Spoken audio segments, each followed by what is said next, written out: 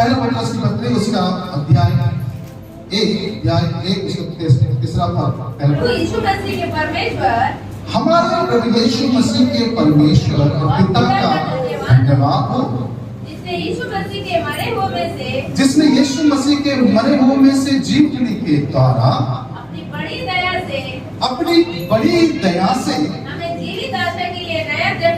हमें जीवित आशा के लिए नया जन्म दिया। ध्यान से सुनिए, प्रभु यीशु मसीह के मरे हुए में से जी उठने के द्वारा अपनी बड़ी दया से, यीशु मसीह के मरकर जी उठने के द्वारा अपनी बड़ी दया से वहां कह रहा है एक जीवित आशा के लिए नया जन्म दिया है। सुनिए, हमको इस बात को जानने की और समझने की जरूरत है। कई बार हम जी रहे हैं, लेकिन किस लिए जी रहे हैं उसका कोई उद्देश्य नहीं है। हम जी भी रहे हैं, खा भी रहे हैं, चल भी रहे हैं, अपने मर्जी से सब कुछ कर रहे हैं, लेकिन हमें ये नहीं मालूम हम किस लिए जी रहे हैं। लेकिन बाइबल में कहता है कि परमेश्वर पिता का धन्यवाद, यीशु मसीह में उसके मरकर जी उठने के द्वारा बड़ी क्या है दया से हमें एक जीवित आशा के लिए नया जन्म दिया। मतलब आपका जो नया जन्म, जो उद्धार हुआ है, उसके पीछे परमेश्वर क्या चाहता बोलने से एक बड़ी आशा, एक जीवित आशा आपके लिए रखा है। वो क्या है हमको जानना।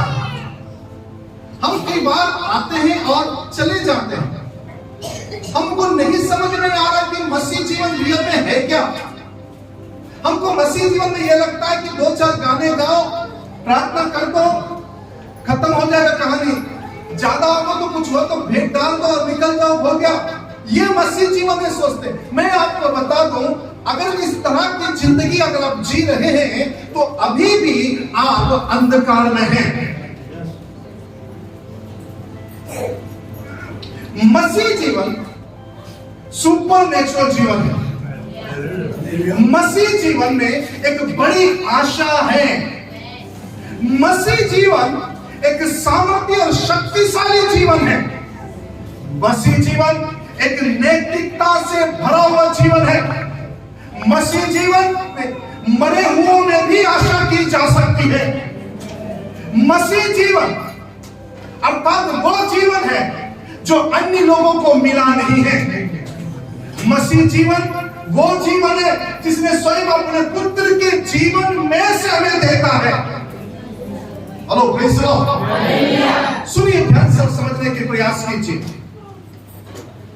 अगर आप इस तरह का व्यवहार करते हैं तो इससे एक बात समझ में यह आता है कि आपको परमेश्वर के राज्य के प्रति कोई आशा नहीं है।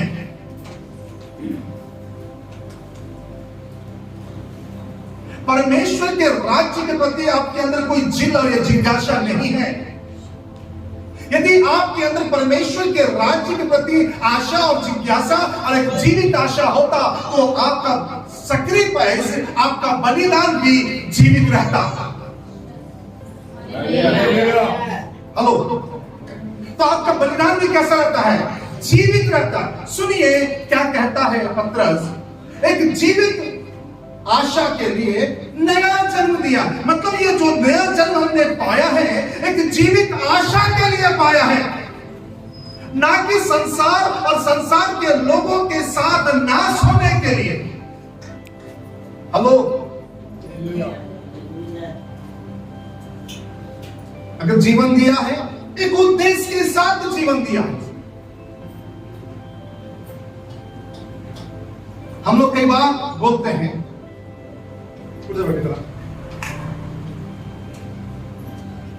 इनके माता पिता आगे चल के बोलेंगे हमें नहीं मालूम हमारे बच्चे क्या करेंगे।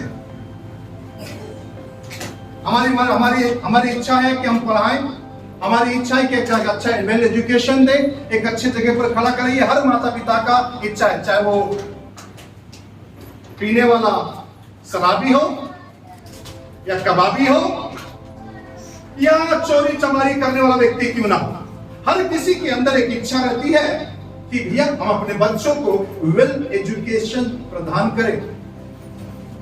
यदि वो नहीं कर पा रहा है तो एक बात अलग है, लेकिन हर पिता की इच्छा, हर माता पिता की इच्छा है कि बच्चे हमारे क्या हो जाए, अच्छे जगह पर स्टैंड हो जाए। उसके बाद हम लास्ट में क्या कहते हैं, देखो भाई हमने पढ़ा दिया, हमने लिखा दिया, आगे मर्जी उसकी वो कैसा करती है। ये हम माता पिताओं का बातें रहती है, लेकिन परमेश्वर के पिता की बातें बिल्कुल डिफरेंट है।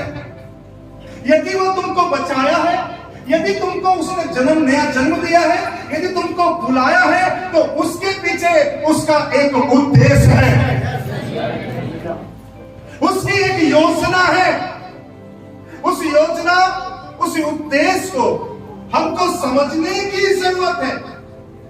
अगर इसने, परमेश्वर ने अगर बुलाया है इसको, तो परमेश्वर कहता है कि मेरे पास तेरे लिए जीवित आशा है,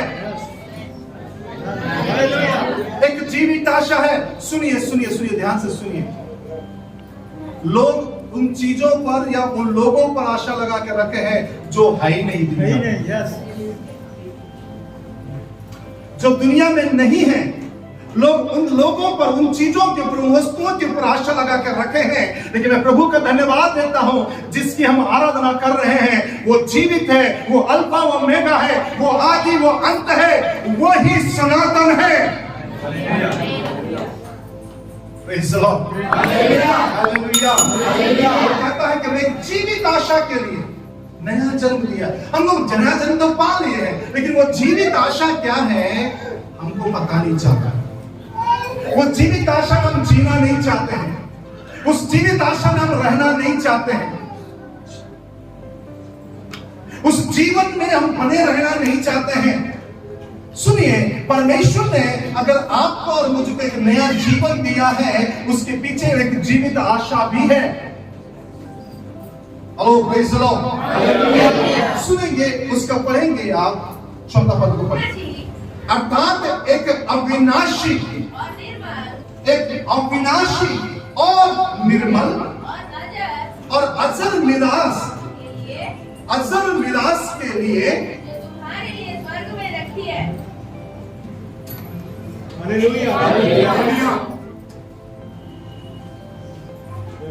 प्रेज़ द लॉर्ड, हालेलुया। सच बोलूं, मैं बहुत कुछ इस वचन की तरफ खुलासा करूंगा करके आया, बट परिस्थिति ने बांध दिया।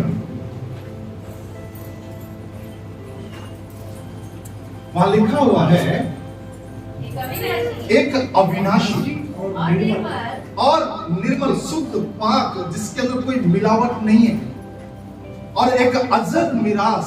अजर मतलब होता है अनंत, यह देवनाश नहीं हो सकता। मिरास मतलब होता है पुरखाओं के द्वारा रखी हुई संपत्तियां। या परमेश्वर यहां पर जो कह रहा है, एक जीवित आशा क्या है बोलने से, एक अविनाशी जो नाश नहीं हो सकता है। आपको क्या लगता है कि आप मरकर चले जाएंगे? नहीं, आप मरकर जाने वाले लोग नहीं है, क्योंकि परमेश्वर अमर है। सुनिए ध्यान से, लिसन ना, क्या सुनिए, परमेश्वर अमर है। परमेश्वर की आत्मा का मृत्यु नहीं है।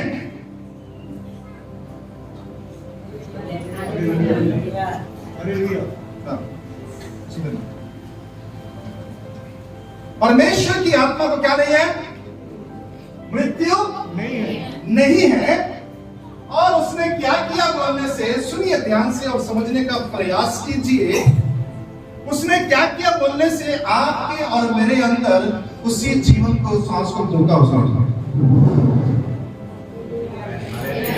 यदि अगर मैं मरता हूं तो परमेश्वर ही मर जाएगा, क्योंकि उसका श्वास के द्वारा हम में नया जीवन आया है। मतलब ये जीवन जो आया है हमारे पास, जो मिट्टी के पुतला था, उस मिट्टी के पुतले में जब उसने जीवन का श्वास को फूंका, तब जीवन के श्वास को फूंका, तो जीवित प्राणी बन गया। और जब ये जीवित प्राणी बन गया है, इसका मतलब ये है जो इस व्यक्ति, धरती पर जो व्यक्ति है, उसकी मृत्यु नहीं है उसमें। बोले कि पास्टर जी कोई उल्टा सीधा प्रचार मत करना, लोग तो मर रहे हैं। अरे भैया वो मर रहे हैं, ये बात सच है, मर रहे हैं, लेकिन उनकी अंदर की आत्मा मरने वाली नहीं है। केवल बॉडी का नाश हो रहा है, अंदर की आत्मा मरेगा नहीं, क्योंकि ये जीवन किसका दिया हुआ है? परमेश्वर के दिया हुआ है। या तो ये अनंत आग के लिए उठेगा, या तो अनंत जीवन के लिए उठेगा। मतलब एक जीवित आशा क्या है बोलने से? एक अविनाशी, अविनाशी मतलब वो जो आपके अंदर फूंक कर डाला है ना, वो अविनाशी जीवन है, उसमें मृत्यु नहीं है। इसीलिए कुरिन्थियों का पत्री का लिखने वाला कहता है कुछ लोग बच जाएंगे जलते जलते, कुछ लोगों का काम पूरी तरह से खत्म हो जाएगा। हमको क्या लगता है कि हम मर गए तो सब कुछ खत्म हो जाएगा, सोच रहे आप लोग? ना ना ना ना, सब कुछ खत्म होने वाला नहीं है। बाइबल कहता है एक जीवित आशा के लिए जो अनंत जीवन, ध्यान से सुनना, इसलिए नया जन्म दिया। बोला नया जन्म क्यों दिया है? अब सुनिए, देखिए, एक व्यक्ति को, आज बेटा, एक व्यक्ति को जो पाप में से निकलकर एक नया जीवन देने का क्या मकसद है मालूम है? एक जीवित आशा के द्वारा हमने नया जन्म, इसको एक नई जीवन क्या करें? क्या लिखा है? अर्थात अविनाशी, निर्मल और आप बड़ी दया से हमारे प्रभु यीशु मसीह के परमेश्वर हाँ पिता का धन्यवाद हो, हाँ, जिसने यीशु मसीह के मरे हुए में से जी उठने, यीशु मसीह के मरे हुए में से जी उठने के बाद, यानी वो मरे हुए में से जी उठने के दौरान, मतलब वो जैसे जिया, वो जैसे मरकर जी उठा है, जैसे वो उठ गया है, उसके द्वारा क्या हुआ होने से अपनी दया, बड़ी दया से हमें जीवित आशा, हमें अपने बड़ी दया से हमें जीवित आशा के लिए नया जन्म दिया है। मतलब जीवित आशा क्या है? जैसा वो जिया है वैसे तुम भी जियोगे, इसलिए नया जन्म दिया है। बोलता खा पी कर मौज करके खत्म होने का नया जन्म नहीं दिया उसने, अपने मर्जी के मुताबिक चलने के लिए नया जन्म नहीं दिया उसने। नया जन्म उसका देने का मकसद क्या है बोलने से, जैसा मेरा पुत्र जी उठा, मैं चाहता हूं तुम भी वैसे ही जी उठो। इस जीवित आशा के साथ उसने नया जन्म दिया बोलता, और जिसके लिए नया जन्म दिया है उसको लिए क्या बोलता है? एक अविनाशी,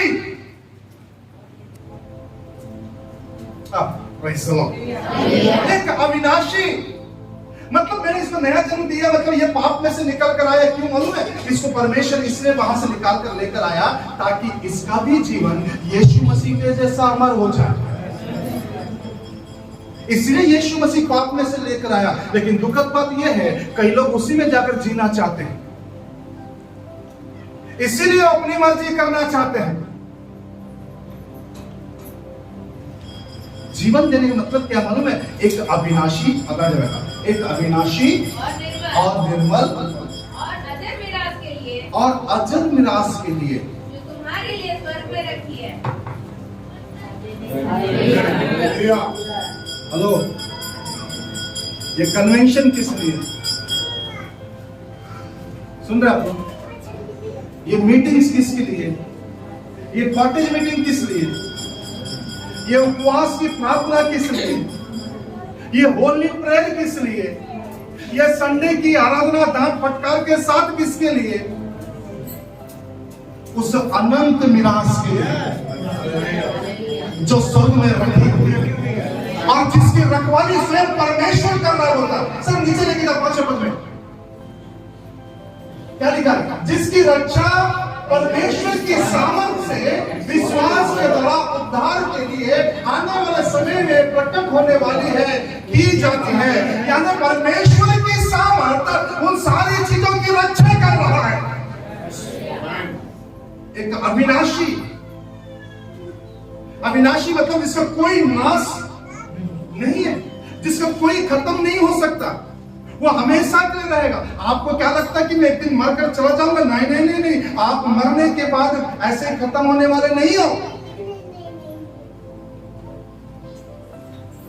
परमेश्वर ने आपको जीवन इसलिए दिया मुक्त कर, ताकि आप सुनिए, परमेश्वर का जीवन आपके अंदर आए। मतलब मैं मरने के बाद भी नहीं मरता। कितने लोग समझ में आ रहे? आप मरने के बाद भी नहीं मरेंगे।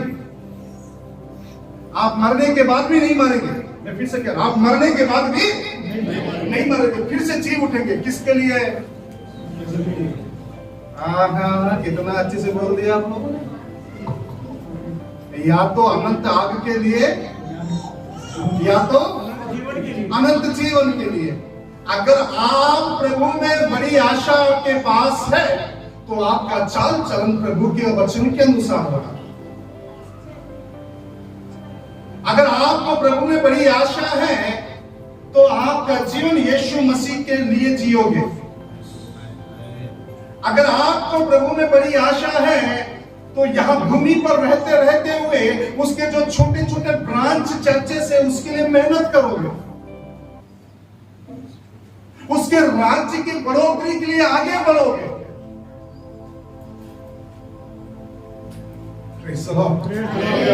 निर्मल और अजर निराश, जिसकी रक्षा कौन कर रहा है? स्वयं परमेश्वर की सामर्थ्य कर रहा है। तो आप इन चीजों को मैं पूरा एक्सप्लेन नहीं कर रहा हूं, एक चीजों को मैं पूरा खुल के नहीं बता रहा हूं। अविनाशी के बारे में, निर्मल के बारे में और अजर निराश के बारे में। अजर निराश मतलब वो है जो परमेश्वर ने आपके और मेरे लिए रखा है, बोलता है। जो समय आने पर क्या होगा बोलता है, प्रकट होने वाली है, उसकी दी जाती है। उसके लिए जो तुम्हारे लिए कहां रखा हुआ है, एक अविनाशी और निर्मल और अजर विरासत के लिए जो तुम्हारे लिए स्वर्ग में रखी है। और हम लोग अपने व्यवहार से क्या कर रहे हैं? उसको किक मार रहे हैं। अपने कार्यों से क्या कर रहे हैं? उसको हटा दे रहे हैं। रखा है, स्वर्ग में रखा है, आपके लिए रखा है, मेरे लिए रखा है, हम सब के लिए रखा हुआ है। एक देखो, नया बड़ी आशा, जीवित आशा के साथ नया जन्म इसलिए है कि तुम्हें एक अविनाशी, एक निर्मल और अजर विनाश के लिए जो स्वर्ग में क्या है, रखी हुई है। स्वर्ग में रखा है। कहाँ रखा है? स्वर्ग में रखा हुआ। स्वर्ग में रखा है। तो स्वर्ग में आप कुछ रखा है। Is there something?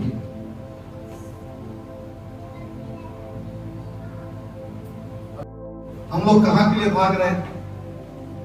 हम लोग जमीन की चीजों के पीछे भाग रहे हैं।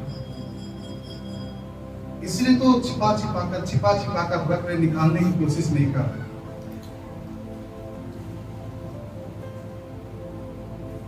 ध्यान से सुनना और समझने का प्रयास करना। जो यहां टिकेगा वो वहां दिखेगा। जो यहां नहीं दिख सकता वो वहां भी नहीं दिख सकता। हम लोग को लगता है, अरे यार पास्टर साहब, हम लोगों ने बहुत कुछ बोल दिया, आज बहुत अभी हो गया आपका। आपको लगेगा, मुझे मालूम है, खड़े होकर देखो, आपको पता चलेगा क्या है।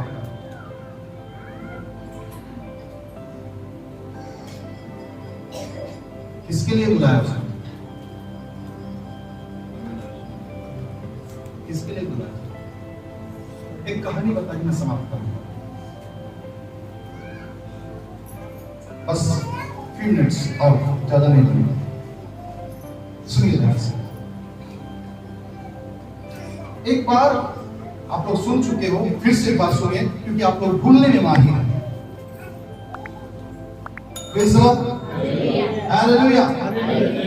एक बार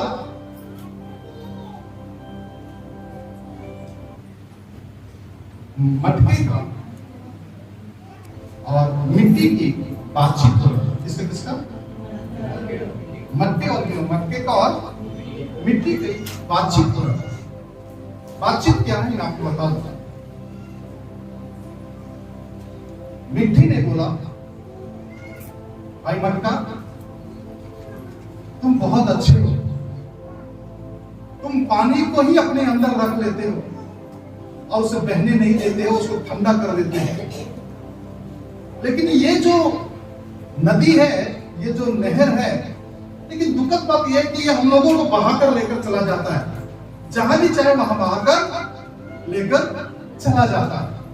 हमें बड़ा तकलीफ होता है, कभी इस शहर में रहते तो कभी उस शहर में रहते, कभी इस घर में रहते तो कभी उसके घर में रहते हैं। हमारी कुछ वैल्यू नहीं है, लेकिन तेरा बड़ा वैल्यू भाई, तेरे को तो बिल्कुल सजा कर रखते हैं घर के अंदर, बाकी तो समय करने पर साफ भी करते हैं, और तो पानी जो हमको बहा देता है तो उसको कैप्चर करके रखता अपने पास। तो मटके ने बोला, भैया इसकी कहानी बहुत लंबी है, मुझे क्या बताऊं। तो मिट्टी ने बोला, बता दो ना यार, ताकि हमको भी समझ में आए क्या कहानी है इसकी। तब मटके ने अपना कहानी आरंभ किया कुछ इस तरह से, कभी मैं भी तुम्हारे तरह यही तालाब के किनारे, नहर के किनारे पड़ा हुआ करता था। एक कुम्हार आया, मुझे कोड़ों से मार मार कर निकाल कर एक जगह से दूसरी जगह पर लेकर गया।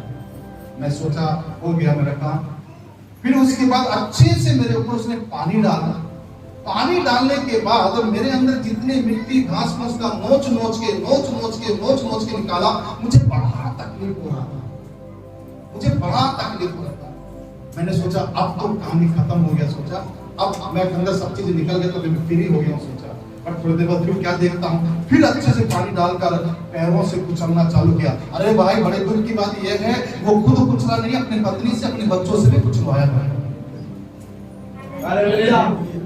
समझ ना, पत्नी बच्चे खुद नहीं कुचला, अपने पत्नी बच्चों को भी कुचलवा रहा हमसे। फिर हमने देखा कि भैया चलो ठीक है, सब कुछ हो गया।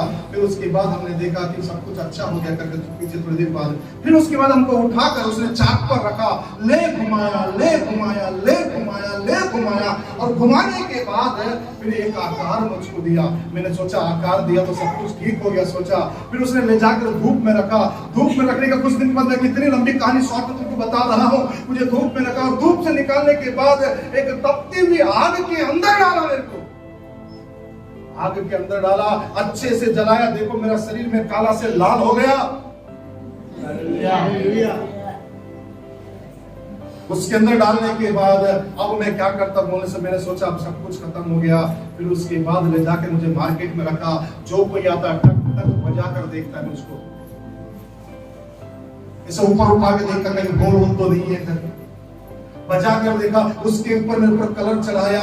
कलर चढ़ाने के बाद तब जाकर मैं मार्केट में नीलाम किया गया, मुझे बेचा गया, मेरे दाम लगाया गया। किसी ने 50 रुपए बोला तो किसी ने 60 बोला, किसी ने 70 में बोला। मेरा मालिक जो कंजूस है वो 100 से कम देना नहीं चाहता था। इस तरह से मैं क्या किया गया, यहाँ तक पहुंचा। इतना मार खाने के बाद ही इस पानी को मैं अपने पास रख पा रहा।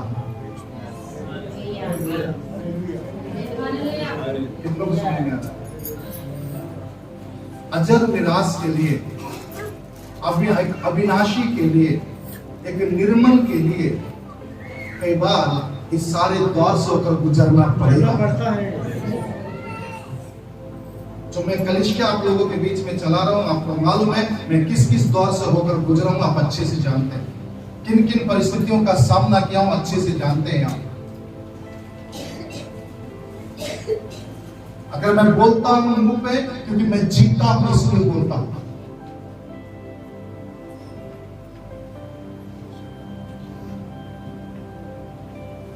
ऐसे ही नहीं बन जाता कोई भी चीज। एक कलिसिया को, एक विश्वासी को, एक पादरी को कई प्रकार के प्रोसीजर से होकर गुजरना पड़ता है। इसीलिए परमेश्वर ने हमको कहां को लेकर आया, बोलने से एक जीवित आशा के लिए नया जन्म दिया है। किसके लिए दिया है? जीवित आशा के लिए नया जन्म दिया है। और जिसकी रखवाली स्वयं कौन कर रहा है? परमेश्वर की सामर्थ कर रहा है।